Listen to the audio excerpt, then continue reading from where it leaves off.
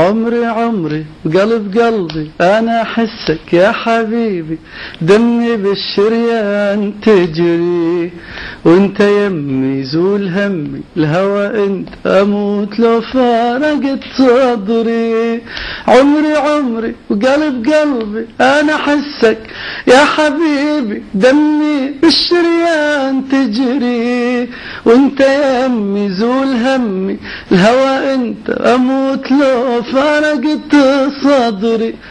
مساء الخير وتحية كتير كبيرة عبر تلفزيون الشرقية للنجم ملحم زين. مساء الخير، أهلا وسهلا فيك. شو بتحب نحكي لبناني أو نحكي عراقي؟ بدك إياه.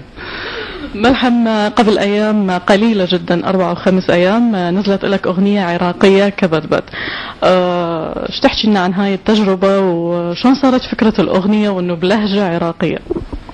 والله الفكرة اجت انا حاب غني عراقي، يعني انا حبينا نفوت بشيء ان هو الهوى هو شوي شعبي، حبينا نفوت بشيء شعبي، يعني ما نفوت باغنية متكلفة ونتفلسف على الناس، يعني حبينا كبدبد الكلمة مهضومة وقريبة من الناس، واللحن برضو كان قريب من الناس، وعلي البدر ابدع باللحن، والكلمة كمان حلوة، والتوزيع كمان عثمان يعطيهم الف عافية، كلهم فظعوا يعني. بقى الحمد لله يعني لهلا اللي شايفينه بعدنا عم نحكي اللي شايفينه أصداء رائعة يعني.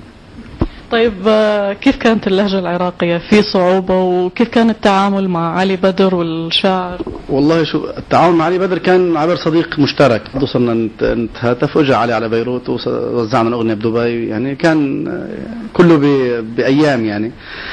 ما في صعوبة باللهجة العراقية لأنه نحن أساس العائلة أول شيء من العراق، عشان نوضح يعني أنا العائلة الأساس طفيلي، نحن العائلة موجودة بالعراق بعد لهلا، نحن أساسنا من العراق يعني من النجف.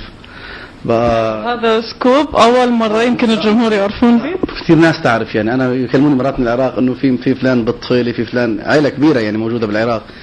بقى ما في صعوبة لأنه قراب نحن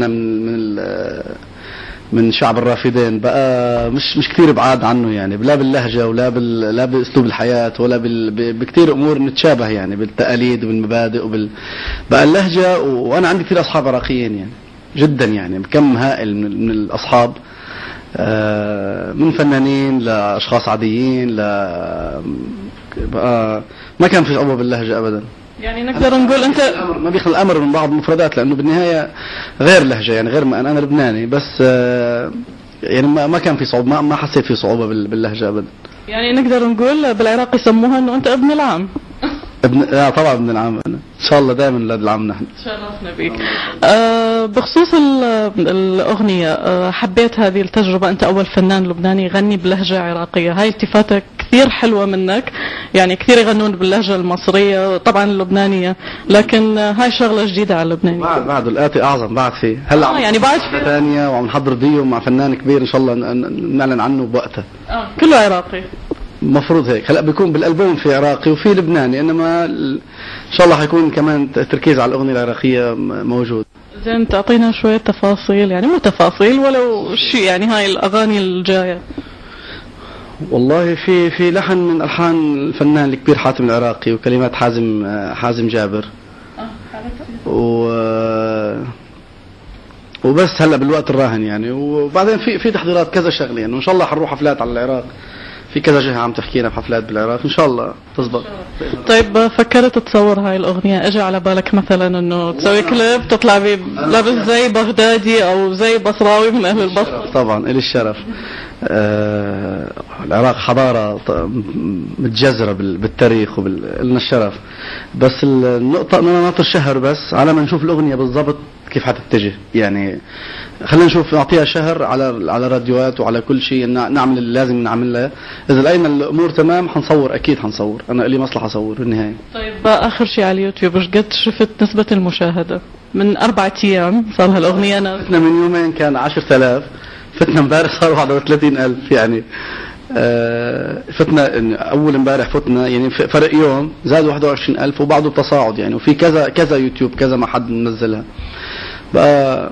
والله شوف اليوتيوب والفيسبوك صاروا عم يغيروا أنظمة يعني، بالتالي صار يعتمد عليهم انت بتطلع بتعرف الاغنيه اذا ضاربه فعلا من اليوتيوب، من الفيسبوك، من كثير امور، من التعليقات اللي بيعلقوها الناس، بقى الحمد لله لهلا ردود الافعال في ناس مش حابه اكيد، يعني في ناس عم تكتب انه شو الرمي البشعه هذا الطبيعي، لانه ما في اجماع على شيء بالحياه.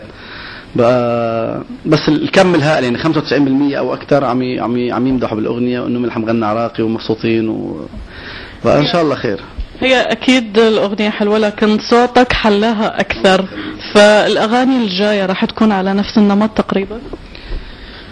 والله يمكن ما تكون هاوي، يعني ممكن تكون شيء ثاني، يعني بس انه عراقي، يعني الكلام العراقي بس لحن ثاني، ممكن يكون اقرب شوي بين الخليجي والعراقي، يعني يكون ميكس بين الاثنين.